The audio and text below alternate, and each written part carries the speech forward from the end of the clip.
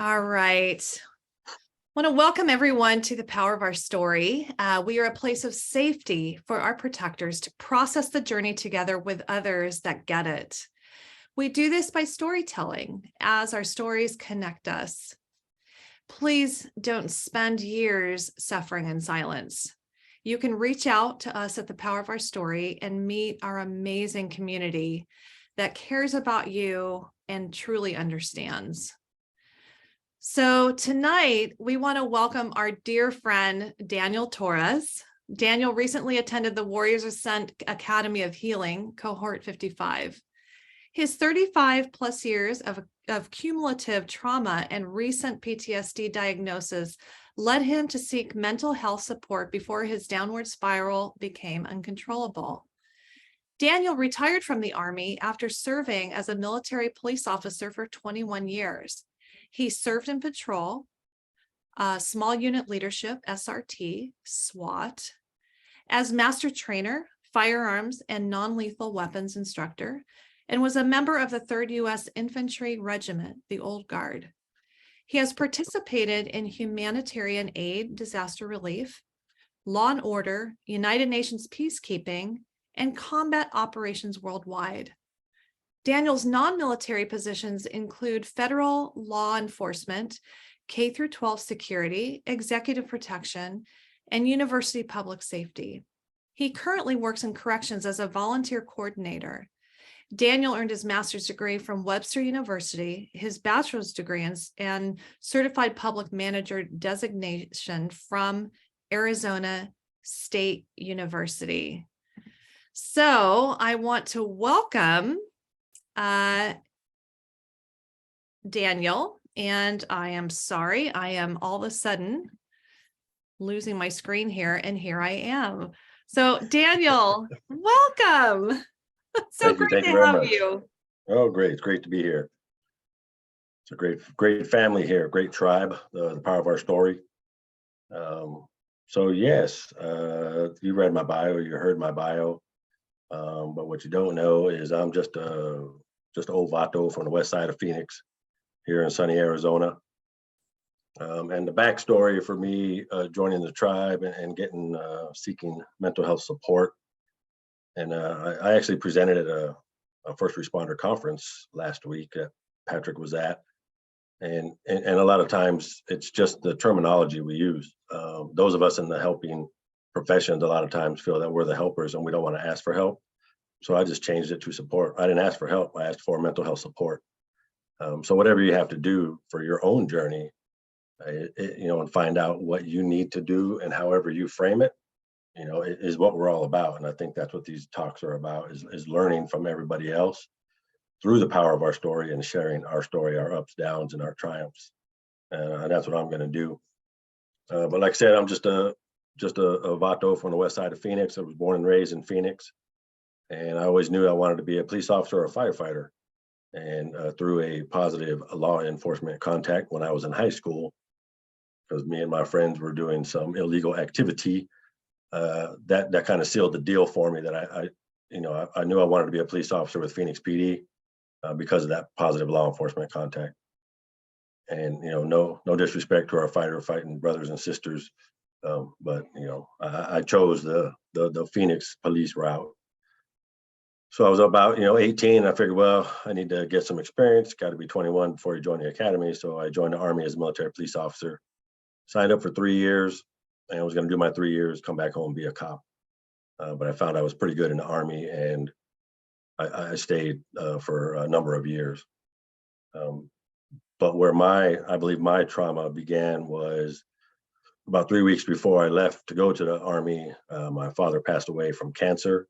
I was 18, and I was angry, and I didn't process my dad's death at all. I didn't cry at the funeral. I didn't cry the morning that I found him deceased, and I probably didn't cry for a good 10 years after that. I just compartmentalized my emotions, except the anger emotion, for a very long time. So 3 weeks after my father passes away, I'm at basic training.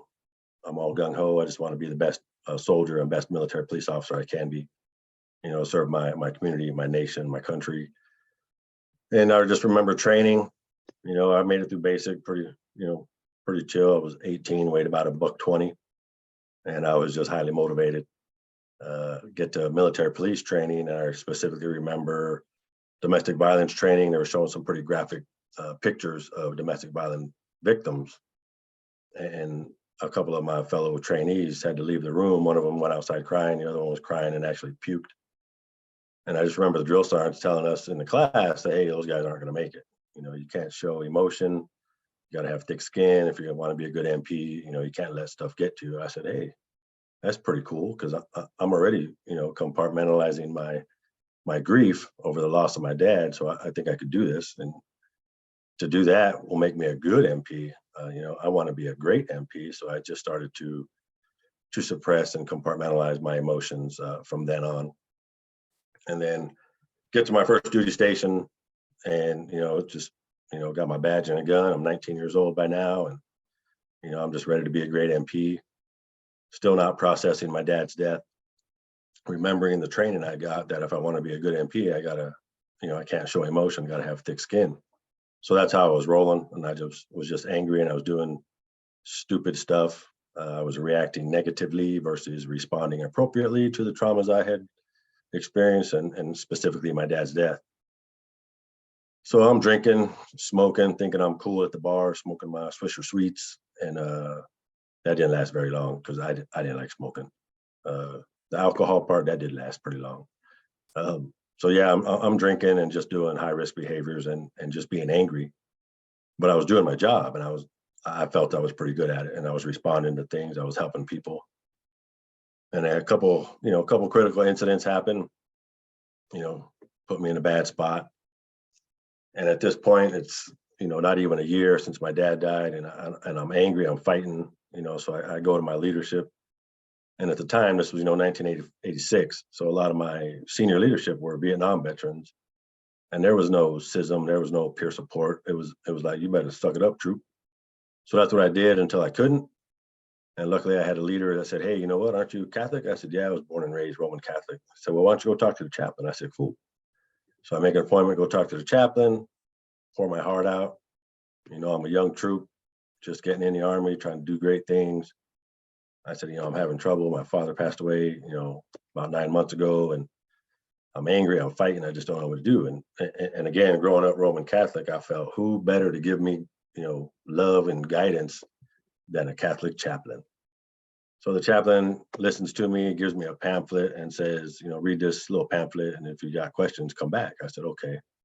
So that didn't go the way I expected. So I go back to doing stupid stuff, drinking, high risk behaviors, responding to critical incidents, and it all just keeps adding up. About 3 months later, I go back to the chaplain. He doesn't remember me, pour my heart out again. And I say, I got to figure something out. I'm angry, I'm fighting, I'm doing stupid stuff. And at least this time he reaches back and he gives me a hardcover book. It's like, how to grieve the loss of a loved one. And he's like, read this book, and if you got any questions, come back and see me. I said, all right, cool. So that solidified it for me then and there. I'm 19. Now it's probably a little over a year, right around a year since my dad died. And I'm all in. I want to be a great MP and serve my country and, and save people, help people. So that was my trajectory, was set right there. I said, the one person I felt that would give me support, failed me miserably. And that set my trajectory. So from then on, I was compartmentalizing everything that I experienced on the job, in the military, deployments, combat, everything I saw. And it just continued for decades. Then I finally retire, and I retire out of Northern California. My last gigs were in Fort Bliss, Texas, where I helped train troops going overseas. And then the Army felt it needed to send me to Fort Irwin, California, in the middle of the Mojave Desert, where there's one stoplight on post. And that's where I finished my last 18 months. But I felt I was good at what I did. It was all about training soldiers and making sure that they were prepared. And throughout my military career, as I progressed in rank, responsibility, and schools and trainings, I never felt that I was denying myself any support because I was always making sure that I supported my troops and making sure that they were squared away, especially after some of the deployments we've been on and some of the craziness that we experienced. And I just felt that, I was lucky enough, or some people would say unlucky, but I was lucky enough to go to Ranger School when I was a young corporal in 1989. And after that, I didn't have any rank. I just became Ranger Torrez, and that carried throughout my career. Anytime there was we're a military police company, so a lot of times it was like, hey, we need Ranger Torres's team or Ranger Torres's squad or whatever, and I just accepted it. And I always made sure my troops were squared away, but I never did any self-care. At least the self-care I did do was pretty much looking at the bottom of an empty bottle throughout my career. So, I finally retired, come back home. I get back home to Phoenix, Arizona. In 2018, I get a job with the Department of Corrections.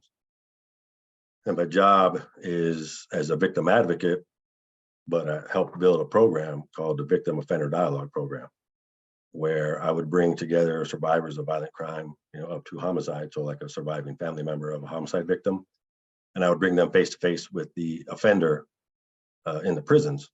So it would be me, the survivor, and the inmate for some restorative justice. And I did several of those, and I thought I was doing good stuff. It was a great program, and it was grant funded. And then they decided to not include my position in the next grant cycle after I helped build the program. And I had several successful dialogues. And one of the things, the majority of my facilitator jobs included some type of death, homicide, manslaughter, or a sex crime. And the majority of those were child molestation crimes, where the surviving child is now an adult and the offender, more than likely a family member, is still in prison, and that adult wanted to get some answers as to why. And part of the cumulative trauma that I experienced after I got divorced, my young daughter, the one that I took to the Army Navy game in 1995, I let her, or I didn't let, but I decided to let the biological mother be the custodial parent, because I thought I was doing the right thing. My daughter should be with her mother. Mother got stupid. Mother found a boyfriend. Boyfriend molested my daughter, and I finally got custody of my daughter. But it was too late. So I had people telling me, how do you sit across the table from a child molester doing this program, knowing my situation? And I said, well, it's not about me, it's about the survivor. We're trying to help the survivor. And I think that's what a lot of us do in this field, is we want to help people, regardless of what we've been through or our family's been through. And, like I said, the program was going good. I was helping people. We were doing good things. And I was ready to, expand the program, because that was my sole purpose. I was the VOD coordinator for the state. But then my boss decided to not include my position in the next grant cycle, but they failed to tell me. And that decision was made in April, and I didn't find out until August that come October 1st, the beginning of the new grant cycle, that basically I would be unemployed because my position was going away. So they made a conscious decision to do away with my position, and then they also made the conscious decision to not tell me that my position was going away. So when I found out in August of 2020, so in the middle of the pandemic, it was kind of a gut punch. And I had been through a bunch of stuff, like we all have on the job, deployments, whatever. And that gut punch is what kind of started me on my downward spiral, because I'm like, wow, we're helpers. This is the victim services administrator at the time, and this is how they treated me. And it was just a real kick in the nether region, and I didn't know what to do. So I started looking for jobs. I was pissed off at the agency. I wasn't going to go back. I was like, fine, I'll find me a new job. So I started applying. I'm a little crusty now, so I think I experienced some ageism. So I wasn't getting callbacks, and I was starting to stress out because come October 1st, I was going to be unemployed. And luckily, my lovely wife, Melissa, pulled me aside because she could tell, I was doing some not good things, again, drinking and just reacting negatively to what I experienced. And she had to sit down and tell me, say, look, come October 1st, if you don't have a job, we're good. We got this, because we're empty nesters now, and it's just two of us, so we're taking care of each other. And I said, okay. So then finally, I just had to kind of sit back and realize that I've been in worse situations. I've been in foreign lands with craziness going on around me. I said, I've been in worse situations, but I still need to figure some stuff out, because I knew all that stuff from way back when my dad passed away had not been processed. I had just been compartmentalizing that for decades. And, I became an expert at compartmentalizing my emotions. I was also an expert at reacting negatively to the traumas and things I experienced. And I knew I needed to start responding appropriately. So I bit the bullet, and I started sharing my story in webinar format or at conferences here in the state for, first responders, mental health and stuff. And through doing that, it was very therapeutic for me, because I feel like I'm helping people. And every time I would present, somebody would come up and ask me a question or this or that. And I felt that I was helping people. So that was my beginning. And then part of that also was finding the Power of Our Story tribe. And I want to say I found you guys in August of last year, August timeframe. So it's been over a year. But finding this group or this tribe, sharing my story, and then actually bringing on my lovely wife, Melissa, who's a mental health professional. She's the LPC, and having her share a little bit of her story and our story has definitely helped. And it was through the connection from the Power of Our Story where I was connected to Angels 14. So I started going on Angels 14 calls, and on one of the Angels 14 calls, I see this cool guy with long hair. He's got this cool like chakra picture behind him called Carrie the Guru Stewart. And I shared a little of my story, and he said, hey, you know what? I work with this organization called Warriors Ascent. We have these retreats or these academies of healing. He goes, you should really look into it. And I was like, yeah, cool. And that was a while back, and I kind of put it in my hip pocket. I said, I don't think I need to go to some retreat, like a healing retreat. I'm Ranger Torrez. I don't need that craziness. So I finally reached down, grabbed myself by my bootstraps and said, well, I need to do something. So I started looking for mental health support through a mental health professional. So in, I want to say May of this year, I finally reached out and sought a mental health professional. And I've been seeing, she's actually an LCSW. She has experience with first responders and military. She actually worked at the military hospital at a few different Air Force bases. So she's familiar with military. What we go through is also as first responders. And I started going in early May of this year for that mental health support. And I think it's being able to share my story, whether it's in a conference or a webinar or with a group like this. I allowed myself to be vulnerable, to share my story, to cry either on camera, in person, in front of strangers. And that vulnerability is now my strength, and it helps me in my resilience. And that's what I like to share with people. It's okay. We see some horrible things sometimes, and horrible things happen to our families or ourselves, either when we're kids or as adults. And it's okay to share those stories, because your story may be the first step for somebody else to seek support. And that's why I keep saying seeking support, because those of us in the helping field sometimes, well, I don't need help. I'm the helper. Well, great. That's great. Continue helping and maybe ask for some support. So I finally did that. And then I started thinking again about what Carrie had said during the Angels 14 call and the Warriors Ascent. So I went to the website, I did my little research. And I started therapy in early May. And by the end of May, I went ahead and sent an application to Warriors Ascent to attend their Academy of Healing in October of this year.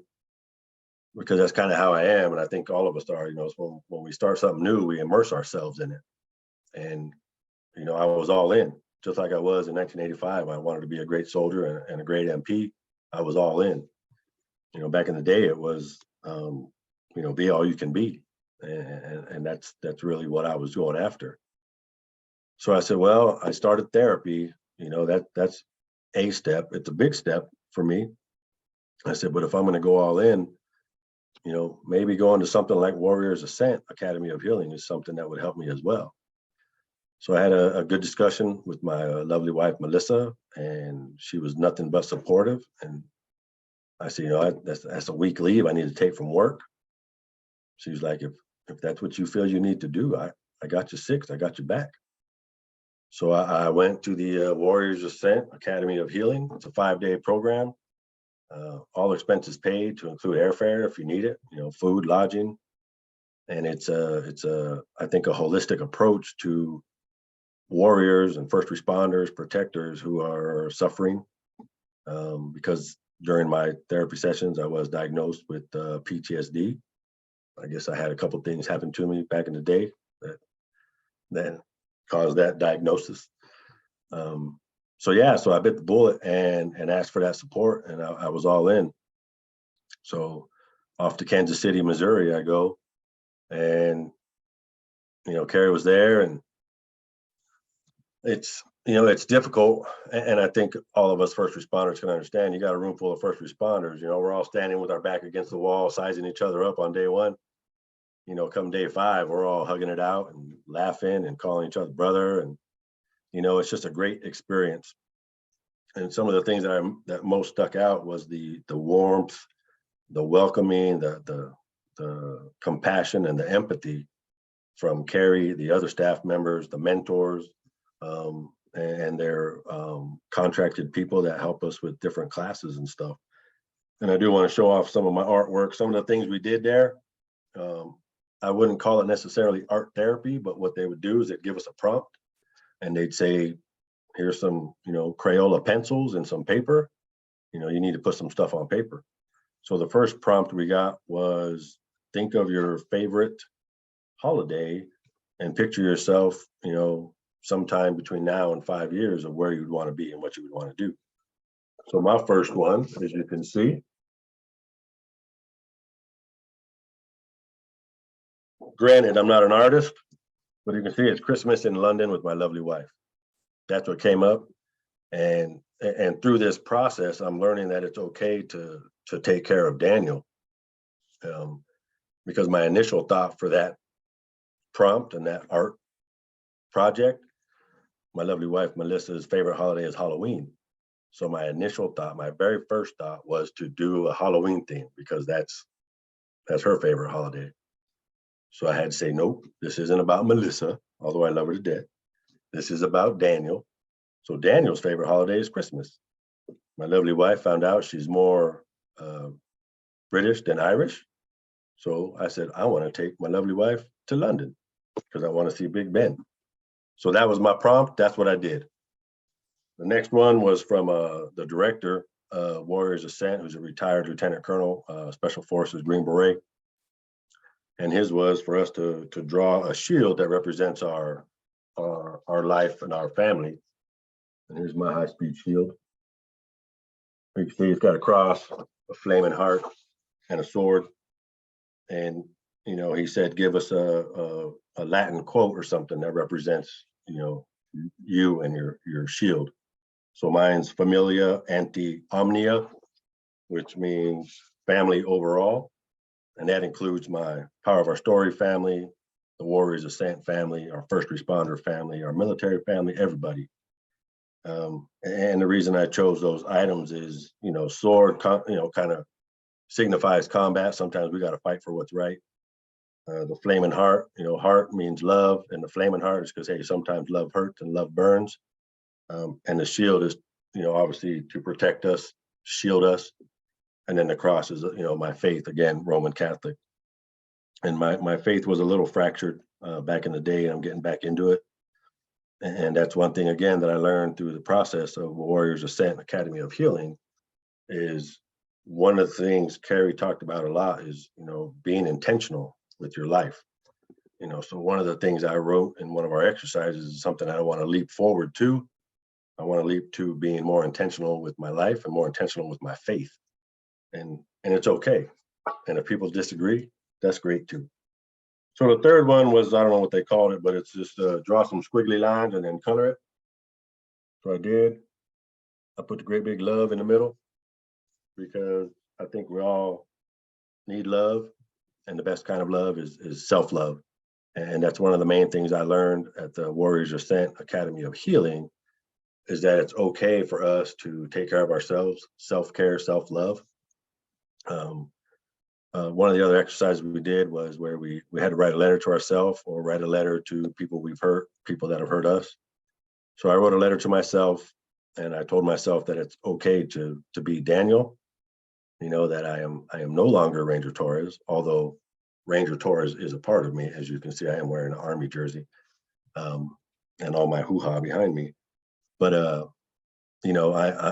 am not Ranger Torrez. Ranger Torrez is a part of me and who I am. And Ranger Torrez is a part of, my soul, because Ranger Torrez went through some stuff and he learned from those things. And even though I compartmentalized a lot of the negative, there was quite a bit of positive. Because I think those of us in this field, we survive things and then we still thrive, and that's calls for thriving. So again, this exercise, I wrote this letter that it's okay for me to be Daniel, to be just Daniel. Well, not just Daniel, because Daniel's an awesome guy too. But it's okay to not be Ranger Torrez. And once I did that, I learned that I need to, take care of myself. And that's, again, one of the things that I really remember is self-love, self-care. And if you see the videos and go to the website for Warriors Ascent, you'll see, the pictures laying down in the log cabin looking building on your yoga mat, and I was like, man, I don't know craziness about yoga. I said, I'm not flexible. I'm a crusty old dude right now. But yeah, it's not it. That's not what it is. It's yoga nidra. We start the morning with yoga for an hour, and we end the day with yoga for an hour. And I remember Carrie saying, if you're laying down and you're doing a stretch or whatever and you fall asleep, that's okay. And believe me, some of those crusty warriors were falling asleep while we were doing yoga, and they started snoring. But it's a great experience. I think anyone in the first responder field. All right, Greg. I was lucky. I stayed awake. It's probably because I wanted to see who else would fall asleep, so that kept me awake. But it's very peaceful, and it's not all this, because there can be some not negative. People just don't understand, and we fear what we don't know, But I went in wholehearted. I went in with an open mind. I went in with vulnerability. And it was great to see 17 other warriors with me were just as open-minded and vulnerable, because we had a talking circle where we had to introduce ourselves and kind of share why we're there. And there are some stories out there. And another thing I remember Carrie telling us and kind of reminding us throughout the week was we don't have to have any type of social comparison with the people around us. And, because I was there with firefighters, I was there with police, EMTs, there was an active duty soldier, there was some veterans who had been in, a lot more situations than me. But none of us cared about what everyone else had did, because we were just there because we could sense that within ourselves, it was, this might be the last chance that we have. And some of the people there shared that 2 weeks ago, they just became sober, or, if this doesn't work, I don't know if I'm going to survive. And these are the type of stories that we heard throughout the week. All the staff, all the programming, the location itself is great. It's in the woods in Missouri. And I was taking selfies every morning, and I took a selfie on Tuesday morning and sent it to my lovely wife, Melissa. And the first thing she says, "Wow, you look well rested." And I was like, okay, well, that means what can mean two things. One, I look well rested, or man, what do I look like the day before? And that's what it was. It was peaceful sleep, because I wasn't sitting in my chair tossing back some, whiskey till I pass out on the couch, so I can make sure I fall asleep when I go upstairs, so I don't have any stuff going on in my head. And so the classes are great. The staff are great. There's licensed professional counselors. There's people who are certified in all kinds of mindfulness and things like that. We do what we call a leap of faith. So after I wrote the letter, we do a letter burning ceremony where we throw the letter in the fire and get rid of it. And then we do a leap of faith of what we want to leap forward to. I put on a few pounds since I retired. And again, I'm old and crusty. So I was up on top of the pole. It's like a telephone pole. What is it, 40 foot tall, I think? And you're harnessed up, climb up, and you're supposed to stand on top of the pole and then leap off and smack a ball hanging from a wire. Well, this knucklehead gets up towards the top and for some reason decides to fall forward and flip off, because I got to add a little pizzazz, to my stuff. So the belay people held me up, and I'm grabbing on, and I'm like, hey, my mission, my task is to jump off this pole and smack that red ball. So that's what I'm going to do. So I told them, give me some slack, and I climbed back up, and I completed the task. Ain't that right, Carrie? So Yeah, and there's a video of him doing there's that a video of somewhere. it. I gave it to him, but there's a video of him I've flipping got the over the video. pole. So it was eye-opening an eye-opening experience. It was a life-changing and life-saving experience for, I think, everyone that was there in attendance. And we were the largest cohort. There was 18 of us. And it's, again, the programming, I think, worked well. And anybody that's interested, I put some of the documents and stuff in the chat. Carrie is a big part of that program.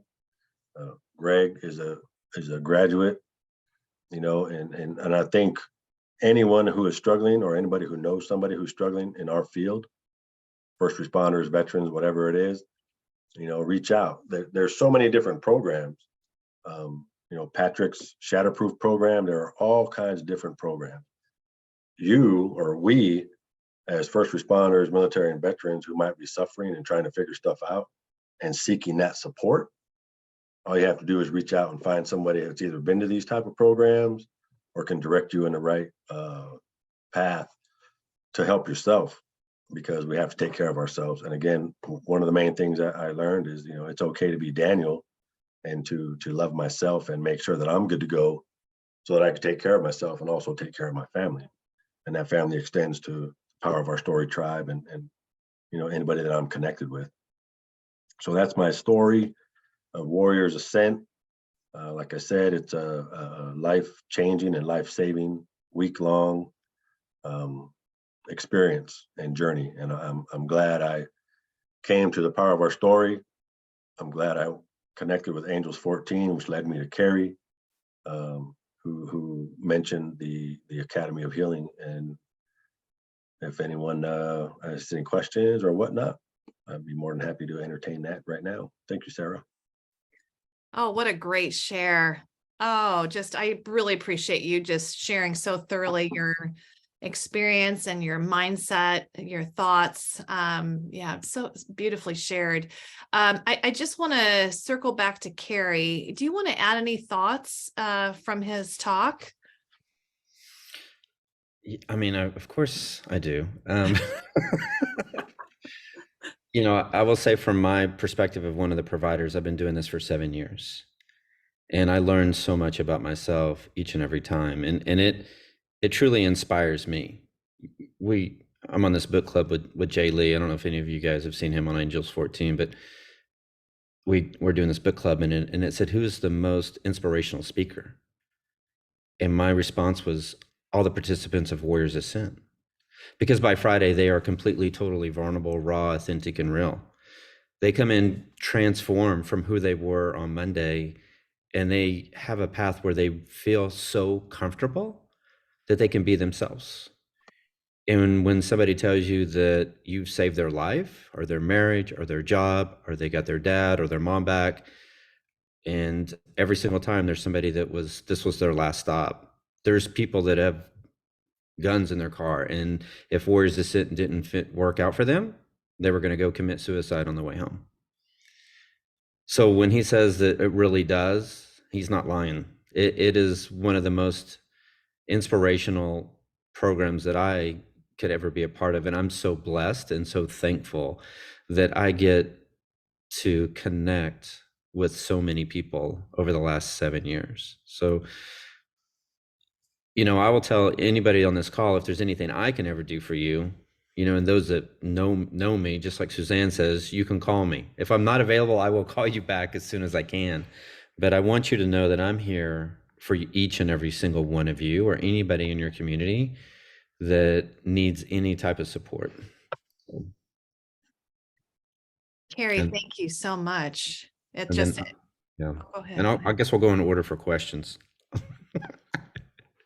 Oh, yes. I'll go to Michelle. Okay. I just because, you're the main part of the staff there. I wanted to make sure that you could add on to anything. Yeah, it really sounds like just a really wonderful experience. And I've always been curious about it. So it's really neat to hear Daniel share and then have you on to be able to answer questions that come up. So Michelle. Daniel, thank you for sharing that vulnerability. I really appreciate it. You're one of the people that I've connected with, you and your lovely wife. So I do really appreciate that. I wanted to ask you, when you talked about doing that first drawing and how your first thought was to do Halloween because it's Melissa's favorite holiday, do you find yourself struggling still sometimes, or having to make it a very conscious thought to put yourself first? Because I feel like I'm still struggling a lot with that. And then I Yeah. feel bad sometimes. Yeah, that absolutely true. And I'm working on it, and that's the beauty of this, or any program, is that we're not going to finish 5 days or a week or 2 weeks, or 30 days and be perfect or back to almost perfect, but it's continuing to do what you learned. And not everything that I learned or that was given or taught to me, resonated with me, but a lot of it did. And that's one of them. And the journaling, stuff like that. He gave us this high-speed little journal and all that, to write in there. I got a high-speed notebook with some cool stickers, so learning the tools and then applying them is really, the way to make it a success for ourselves. But yeah, I definitely find myself still wanting to take care of and do for my lovely wife, Melissa, but she'll slap me and say, "Hey, what are you doing?" And when I slaps my hand, even if it's something simple like cooking dinner, because I'm at work all day and I still want to come home and cook dinner for her. She's like, "No, you were at work all day. I was sitting here chilling, playing Candy Crush. I will cook dinner." And it's like, "No, baby, I got it." And so it's still, but it's knowing that I have that in me now, that I've learned the tools and I can sit back. And one of the main things also was the breathing techniques. And I started doing that. I started doing it driving to and from work. I did that breathing technique I was taught at one of my cardiology appointments while I was in the waiting room, because I don't like going to the cardiologist. Who does? And tell me my ticker's jacked up. I went in there and my blood pressure was like the lowest it's ever been. I mean, I was so relaxed going in there. I was like, yeah, I got this, whatever. And doing the breathing techniques and yeah, so I think the tools are there. And if it's not at a, an inpatient week-long program, if it's a going to a webinar or a conference, absolutely. But I still find myself struggling, absolutely. And I think just continuing to move forward and understanding that it's okay. It's okay. We got to keep telling ourselves it's okay for us to take care of us.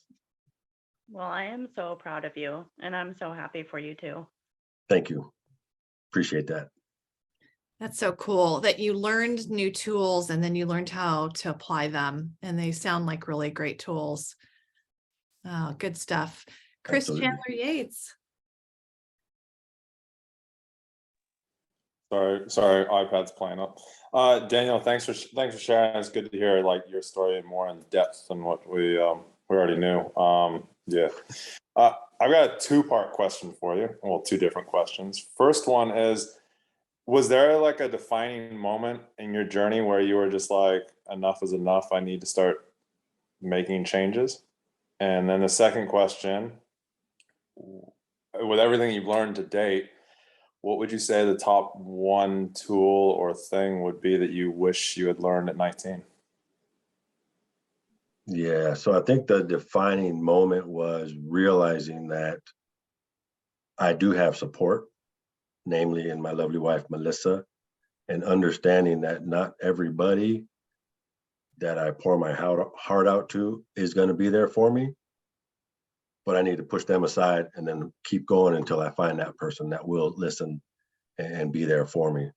And that was that gut punch about that job, because I think I was doing good stuff, man. I was helping people. I was seeing people grow and change, who've experienced some serious trauma. So yeah, that was the gut punch, man. That was my downward spiral. And if I didn't pull myself out, I don't know where I would be. But I think the self-love and understanding that it is okay to be Daniel and I had to shed I'm Ranger Torrez. I'm not Ranger Torrez, I'm Daniel. But Ranger Torrez is a part of me. It's not, Ranger Torrez isn't who I am, it's what I was, but it's still a part of me. Does that make sense? Yeah, it makes total sense. So just telling that 19-year-old kid that you are who you are. Absolutely. And that whole, like I think if that chaplain would have just put his hand on my shoulder and said, you know what, young trooper, I got you. Let's talk about this. Because after one time I presented at a conference, I had a young firefighter come up to me and he said, hey, what would you have wished would have changed your directory when you were 19? I said, if I had one person who would have listened to me non-judgmentally and said, hey, I'm here for you and just listen, I think that would have been it.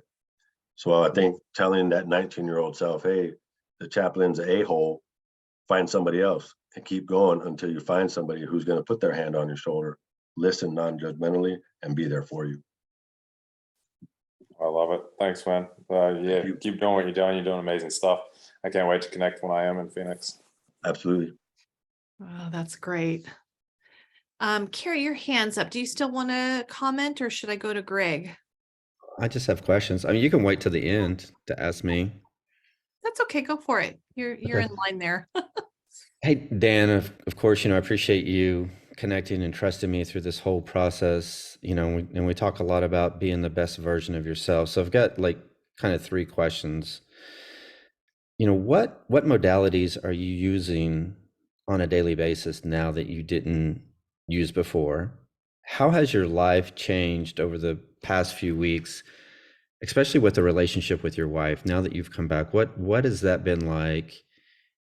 And then I'd like to ask, you talked about Ranger Torrez, but who really are you today? So those are my three questions. I think so like what I learned at the academy That you're using like I'm on a daily basis. absolutely. Mm-hmm. So I'm using the breathing techniques.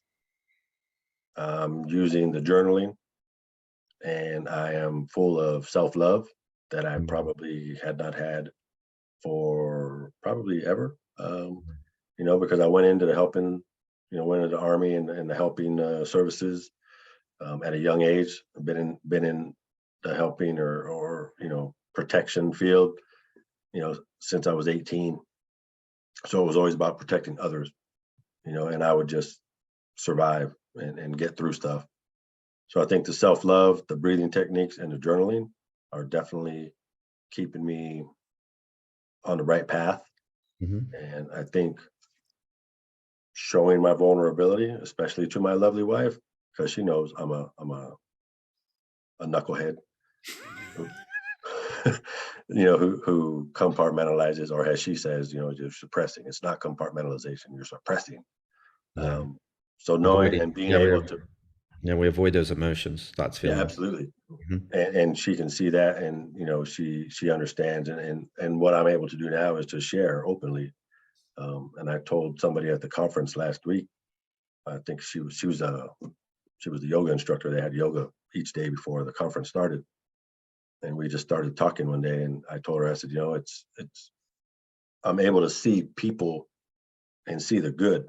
In my presentation, I talk about we're geared for looking at the negative, and we got to hunt the good stuff.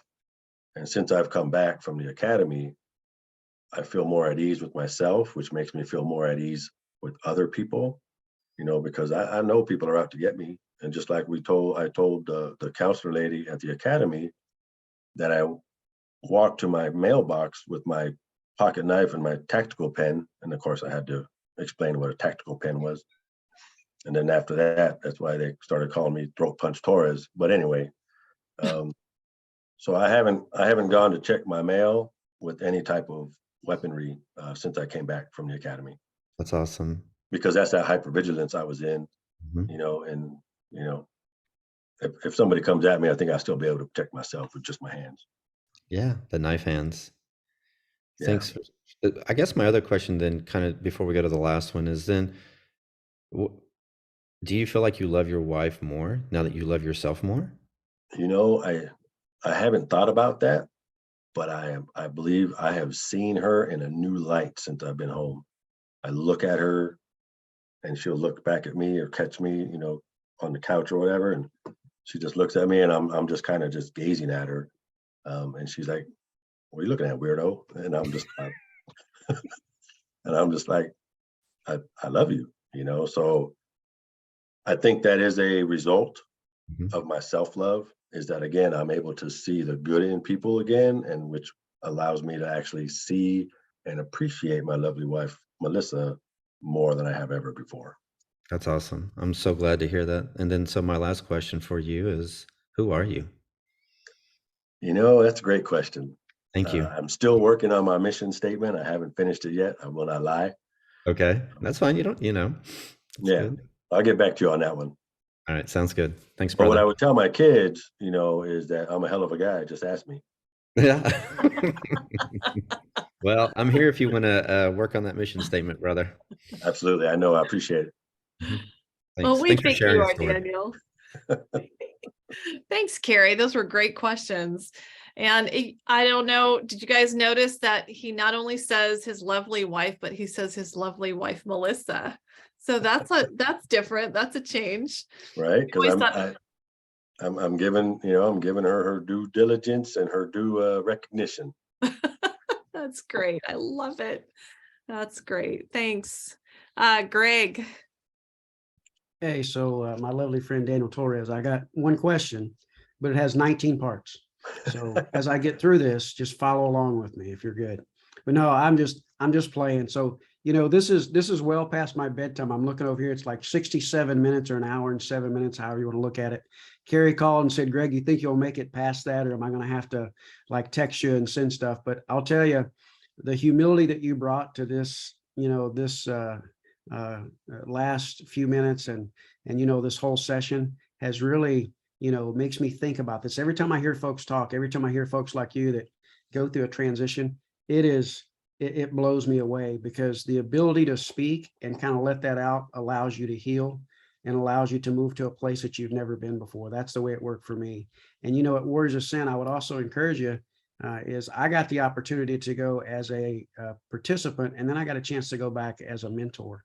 And, the first part of going back as a mentor, I still was like needing something. And I actually got frustrated with a few parts, which was kind of weird, to be a mentor, but get frustrated because I had taken so much from it. I'm like, oh, you didn't say it like that. Like, you really got it. Like, you missed a word there. And then I realized, you know what, I'm here just to help out. You know, I had my turn. And Mike Kinney did this thing when we were doing, at the very end, we were doing the labyrinth, and he handed me I got to hand out the arrows that we do at the end. And I got an opportunity actually to do that. And when Mike walked over to me, he was holding them, and I went to grab one. Mike's the executive director, for y'all that don't know. And I went to grab one, and Mike goes, no, no, no, not take one. I want you to give them out. And I was so humbled and realized that my journey had come full circle, because when Carrie had reached out to me and said, Greg, you're coming, which is what he's done to a lot of us, I was in a bad place. I was in a really bad place. And so hearing your story, you know, as much as we're different, we're very much the same. And I had that bad instance with a chaplain as well when I was going through. Carrie may have still been there in Korea with me when some things marriage-wise were going south, and the chaplain basically told me to make an appointment, just like a guy did in the mental health field at 29 years. I called because I was suicidal, and he told me to make an appointment.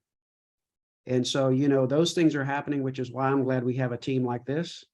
And I'm glad that we have folks like you that are telling the story and being very open, honest, and humble about it. And I appreciate you, brother. I really do. Thank you so, so much for what you do. Thank you, brother. I appreciate you. Yeah, great share. Thank you. Paul.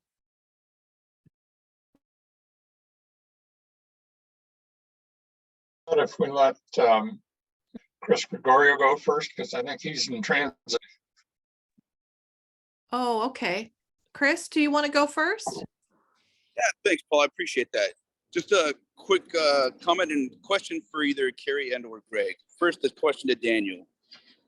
You've been on this journey a long time. And for those that are going to watch this later on and who's on here now, what was it after all this time that gave you the ability to be vulnerable and courageous enough to make the decision to go forward with doing this that helped you? And then the second part is to Greg and Carrie, what is it in this that gives the sustainability for people to keep going through this process and to follow it through as you guys have been? Thank you very much. Absolutely. Yeah, I think what allowed me to be vulnerable was just the ability for me to say, you know what, I got this. I'm okay. And I think part of it too was having the support from my family, namely my lovely wife, Melissa, and understanding that it's okay. You know, just real quick, I was doing security, corporate security for a while, and when kids were little, and you know, I had to get out there, I had to work, I had to make the money, and I was feeling kind of sick. You know, I said, man, I should probably not go in today. So I was lucky enough where I was working, I was mobile, so I came back to our apartment at the time, and Melissa touches my head, and she's like, "You are burning up." She goes, "We need to go to the hospital, to the emergency." I said, "No, I'm good. I'm good. I got this." Right? That's what we say. So we get to the hospital. I had a fever of like 104, and some other craziness going on. And when we get home, you know, Melissa says, "Oh, guess what? You are human." So I think part of it was letting go of that persona that I thought I needed to have since I was Ranger Torrez back in the day. So letting go of the persona, understanding that my job or my skills or my awards, decorations don't define me, I define me, and understanding that it's okay to ask for that support. And again, I don't know what switch went off, but I said, you know what? I need to allow myself to be vulnerable, because it's going to help me, it's going to help my family, and hopefully it's going to help others. Yeah, that vulnerability is so connecting, isn't it? I mean, that's Absolutely. what they say when we went to school, that the opposite of addiction is connection. And, you know, learning to be vulnerable and connecting, you know, really, man, it does some great healing in relationships. And thank you so much, Daniel. That's Yeah, great. I think Thank you. I think we lost Chris. Oh, yeah. But he'll Those are watch it great on. questions. I'm Yeah, sure he'll watch it. on But video. Carrie, if you want to talk about the maintenance. You know, I'll say the thing that really takes is courage. And one of the differences is, you know, I would say from my perspective is that I just practice what I preach, and I give everybody what's worked for me. It makes it simple. It's not superficial. I know that this works, and I've been doing this for 7 years. I did it, a year before that for me. And so when I go and lead yoga or mindfulness or meditation, I'm telling them what I tell myself when I'm leading my own yoga class or my own mindfulness class within my own head. I'm just vocalizing of this is what I feel in this breath in this moment. And to me, that is one of the most opportunities to be authentic, vulnerable, raw, and real with the participants. And they can see that. The first day that I walk in, a lot of people are like, I'm not doing yoga. Or these alpha males that are, detectives and police, and like, who's this hippie guy walking around? Because a lot of times I'll have henna and I'll be barefoot and it's like 12 degrees outside. And they're like, who is this guy? I don't have nothing to say to him, nothing to do with him. But the first day, and I have all these notes that I take through these classes, but I write down what everybody has to say. And so if you look, like this was cohort 53. This was everybody and all their struggles. I put an asterisk once we've discussed it in our classes at night. And I want to make sure that every single struggle, every single question, every single dilemma, anything that people are going through, that it's discussed and it's made personal to them. So a lot of it just has to do with connecting. I look people in the eye, I hear what they have to say, and I want to make sure that their needs, wants, desires are met. And I'm just going to go back to all the providers practice what they preach. 100%. Yep. They believe in this. Yep. And a lot of them are volunteers. They volunteer their time and their hours to make a difference in people's lives. So I would say just everything that Daniel talks about, self-care, turning conflict into intimacy, healthy boundaries, right? All those modalities we all practice. Yep. And that's how we can be the best version of ourselves. So thanks. Yeah, and I think part of it too is the practice what you preach is. So I started kind of sharing my story in conference or webinar format, and I would talk about asking for help or seeking support. And I wasn't, because I was like, I got this, So I think that too was a turning point for me, is like I'm giving these presentations and letting people know that, hey, it's okay to ask for support. And I hadn't asked for support yet. So then once I did, that was like that, oh, wow, this can work. I hear that a lot. There's a lot of people that teach self-care and they just say, oh, it's a buzzword. But once they come through Warriors Ascent, they realize how they can make it applicable into their life. And that's all with the discussions that we have, because I listen to what's going on in their life, and then I give them opportunities and options for true self-care, that it's not really a buzzword, but hey, this is what you need to do. So Daniel, for example, when he's breathing and doing his breath work, we talk about all of that entire week. And so I would say it's more, I view it as life coaching is what I do. How can I provide, we go over their mission statement, dreams, visions, goals, values. I ask some in-depth questions that they probably never thought that we're going to get asked, and probably are resentful and hesitant to answer a lot of those questions, because it really dives into the emotional intelligence and intellectual intelligence of who they are.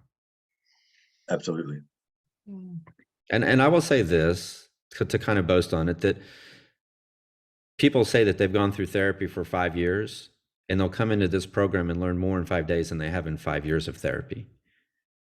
Yeah. And so I told my therapist about Warriors Ascent and what I was planning to do. And she was, all in. Again, she understands the population or the demographic. So she's like, well, when you get back, I'll give you time to decompress from your trip. She goes, but that next session, I would mind, if you don't mind sharing with me about your experience. And that first session back, I was diarrhea of the mouth, and I was telling her everything that was good. And I actually told, my lovely wife, Melissa, I was like, that week really has helped me.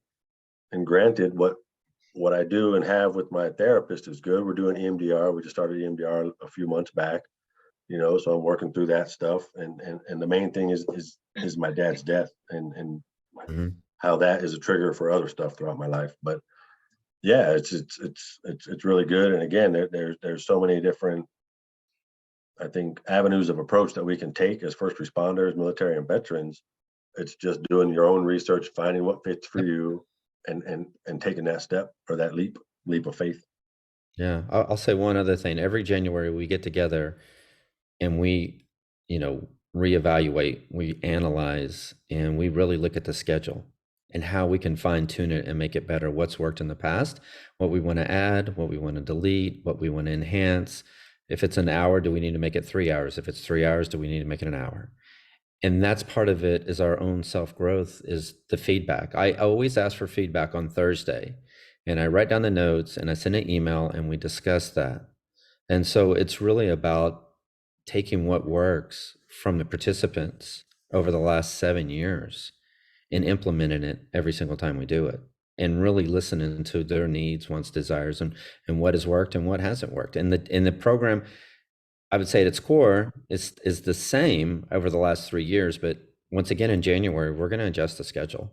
We're going to adjust the providers a little bit, and we make those changes, to better serve the community. That's great. Like, once again, you're facilitating and you're growing in the tools that you can offer with, and then the connection, how we heal in healthy community, and you're just making it more and more healthy as you learn more.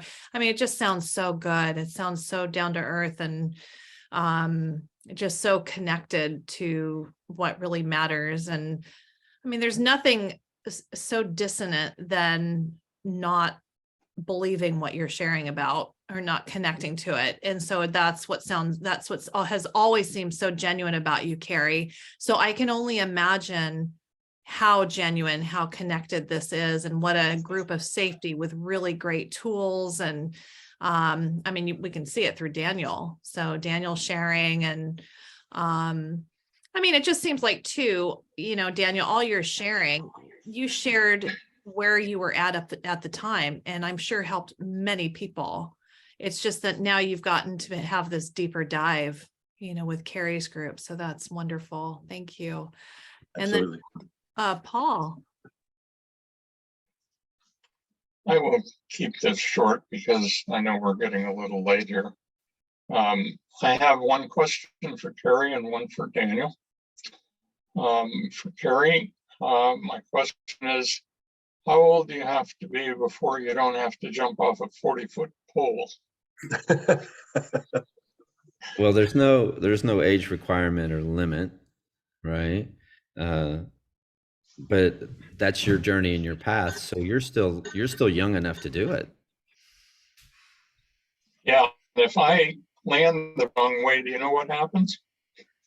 Yeah, or you could be like Dan and just flip over. Do you still have that video? I do. Yeah, that's the thing you should have shared on this. Maybe I'll post it on somewhere else. I'll send it to Sarah in an email. She can send it out to the group. Yeah. Now the poll's not a requirement, but we have. I would be willing to do a 2-foot pole. I have more mechanical parts in me that didn't come when I was born. Just about anybody I know. And so I don't want to see all of that crumble and go away. Yeah. The question I have for Daniel, though, is this. I got a chance to observe something that I had not ever thought about before.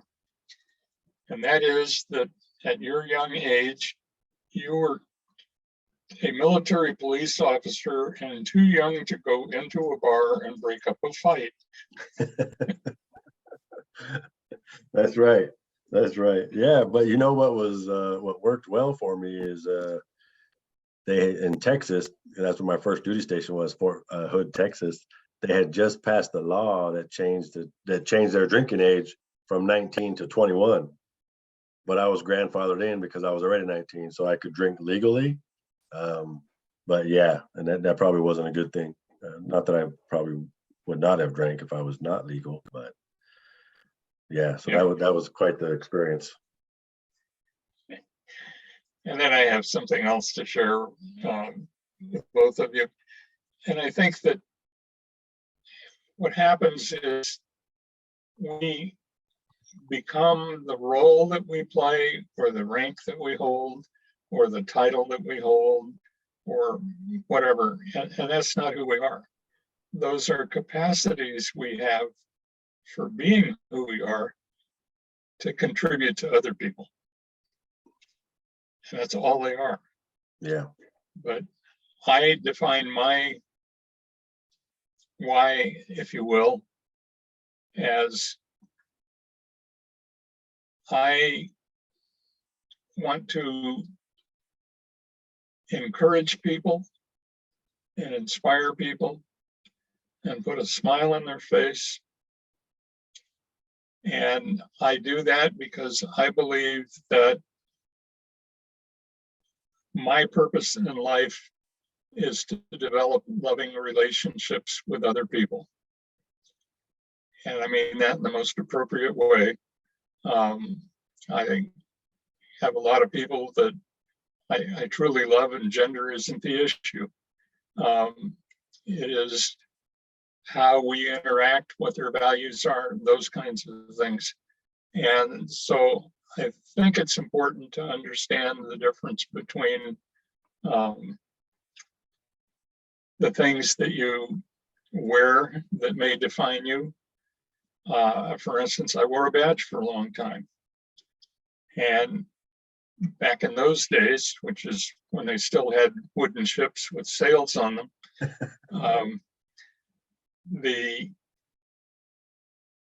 you couldn't go in to your command officer and ask for help for mental health, because the next thing you would discover is that the name on your mailbox had been removed, which meant you no longer worked there.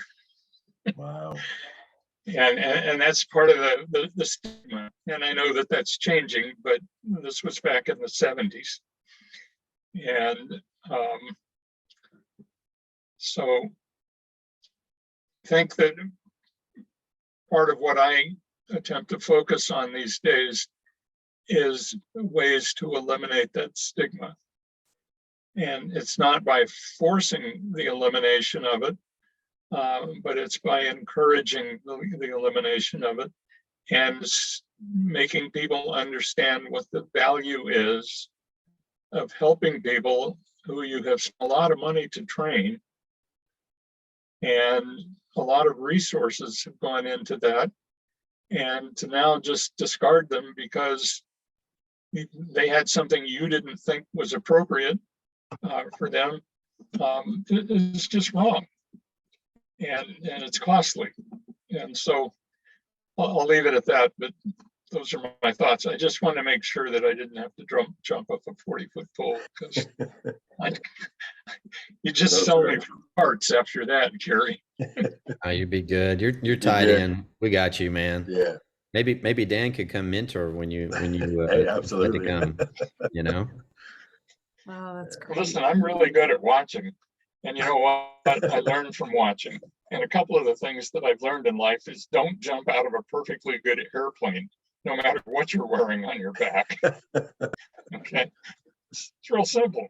Yeah, And yeah, don't yeah. go in a submarine unless you understand what you're getting into, because it's a totally different tube down there than it is up on the surface. So, Very in any good, sir. event, Thank you. thank you for your time. I appreciate Thank it. you. Does anybody have any more comments before we say goodnight tonight? Hey, Sarah, I just want to hit one thing, and this is something I've been noticing, so we all go through stuff, and I have struggles still every day, you know what I mean? And what's been very helpful to me is to realize that, you don't just stop asking once you find a program, it works for you, and then you just continue to grind, because there's days I wake up and I have bad days. I may reach out to Carrie. There's times where I'll get on the text and I'll reach out to some of my friends and say, hey, look, it's a pretty rough one today. I'm going to need your guys' prayers or your thoughts or whatever. So, once you get to that point, there's never an ending to it. It's that continual learning process. And it's something that really, the more you get it in your heart and you start giving of yourself and you learn more from it, the more folks around you, they just kind of feel it. But when you surround yourself with a group like what's on here, it just makes it that much easier to continue that self-care and to continue that love that you want to share with each other. So I didn't want to kind of step over that, because I really think that, sometimes people like me, when personally, when I was going through a few things, I thought, well, that didn't work. I'm done. Like that didn't work. The heck with all this, you know, and I've tried everything. Well, I hadn't tried everything, and I still haven't tried everything. And there's a lot of stuff that we do inside of my retreats that have worked for me. And so I bring them to other people, and that's how we kind of find those ideas. So I just, you know, you're always a student, you're always learning. And when things aren't quite going right, don't be like, all right, that didn't work, it's not going to work, or I'm having this relapse or whatever. Surround yourself with friends that are going to make you accountable, and find those folks that aren't going to be afraid to call you out when things are looking sideways, but when you can share your love and you can also share your hard times. So that's been my secret, I think, going forward, is just to find that network of friends that really love me for who I am. And then I make sure that I surround myself with folks that I want in my corner. So sometimes you got to cut bait, and I've had to do that as well. Because you know what, if it's not helping you, then you got to make some tough decisions. Or maybe you need to decide you need to figure out a way to get them some help. So I just want to throw that out there, because it's not all rainbows and unicorns, you know, after my retreats that I do. It is a stepping stone. It gives you a lot of tools. I am a different person today because of Warriors Ascent. I will attest to that. And that was that moment to where once you kind of get that and you accept the first group of modalities, you accept that first time that you crack that shell wide open, now you're open to more things that allow you to be an even better person. So that's what it really allowed. It gives you a lot of tools, gives you a lot of ideas and mindsets and things to reach out to. So, but you know, it's still a work in progress, and I'm probably sure I'm always going to be. And I just appreciate you for doing what you're doing, and Carrie for shooting me that text and saying, hey man, you're going to be on here tonight, because now I'm really past my bedtime. And I love all you guys, and I'm going to sleep well knowing I was on here. So I'm very honored the fact that I was able to be here. So I want glad. to share one more thing, if I may, and that is that, and I should have mentioned this earlier, the effect of what we are doing here and what Carrie is doing and so many other people, Chris, that gets passed on to other people that we don't know anything about. Yeah. We may never know their names even, but by giving and by offering help, but still knowing what your own limitations are as to what you can do, but in turn offering resources that you're aware of that may help people, those things get passed on, and they get passed on in casual conversations, they get passed on in moments of desperation. And there's so much more value to this than just sitting here, 10 or 15 people, however many we were, because of that. And I think that's important to understand. Yeah. Thank you, Paul. I really appreciate the willingness. I feel like the people who are drawn to the power of our story, or the willingness to go to Warriors Ascent, I mean, it takes courage. It takes courage to take that vulnerable step of being in this kind of arena, or whatever arena it is, to get support. And so I really want to thank you all just for being on, you know, on the call, and the great comments that you made. Carrie, it's always good to see you, and just, you know, your questions are always great, and really appreciate everything you're doing. And Daniel, I'm super proud of you. You know, you've always been, you know, such a great presence on our calls, and just to hear you share so deeply, and just really this great experience has been wonderful. Absolutely, I appreciate it, and you having the platform to allow a knucklehead like me to share my story. Yeah. Thank You're you, a Sarah, knucklehead. so much. I definitely appreciate the connection and the opportunity as well. I mean, you know, people like Greg also, you know, inspire me, because you come through this program and you're like, I want to do that in my community. How can I help transform and save lives in my community? Let me see what I can do. And that's what this is about, is using your gifts and talents in our community to help save and transform lives. So this platform is doing that precisely. Yeah. Absolutely, and I think the power of our story equals the power of connection. Yeah, thank you. And just like you said, Carrie, what can I do with everything that I've gotten, you know, to learn I'm speaking as all of us, you know, it really feels like that people are totally passing on what they're learning. And just like Angels 14 always says, it's a ripple effect with no logical end. Isn't that what they say? Yep. Yes. Absolutely. And much love to you all. Thanks again.